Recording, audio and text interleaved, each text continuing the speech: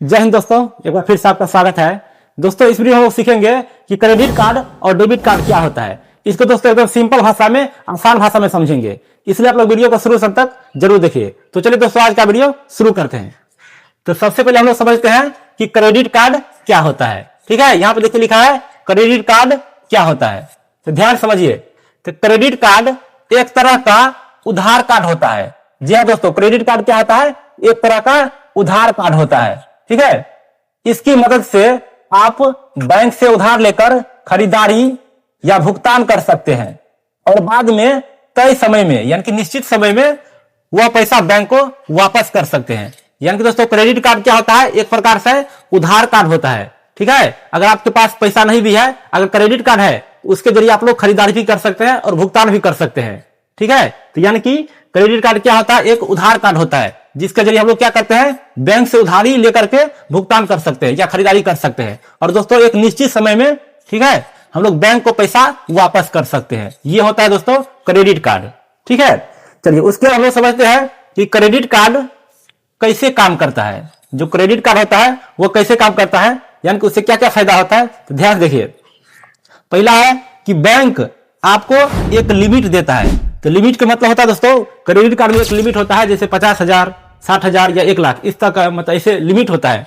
तो आप लोग लिमिट के अंदर ही खर्च कर सकते हैं। जैसे 50,000 का लिमिट है तो 50,000 से नीचे ही आप लोग खरीदारी कर सकते हैं। ऐसा नहीं कि 50,000 का लिमिट है और आप लोग 80,000 रुपये खर्च कर देंगे, ऐसा नहीं हो सकता है। यानी कि जितना लिमिट है उसके अंदर ही आपको खर्च करना है। तो याद रखना है कि बैंक आपको एक लिमिट देता है, जैसे 50,000 इस तरह का आपको लिमिट देगा, इसके अंदर ही आपको खरीदारी करना है।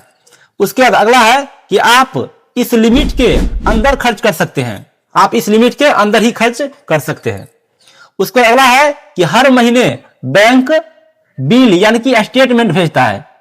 खरीदारी करने के बाद दोस्तों बैंक आपको हर एक महीना स्टेटमेंट भेजता है। ठीक है, उसके बाद अगला है कि निश्चित तारीख तक पैसा चुकाने पर ब्याज नहीं लगता है। यानी कि जो समय में निर्धारित किया जाता है कि इसके अंदर आपको जमा करना है, उस तारीख तक आप लोग पैसा जमा कर देते हैं, बैंक को वापस कर देते हैं, तो उसमें आपको ब्याज नहीं लगेगा।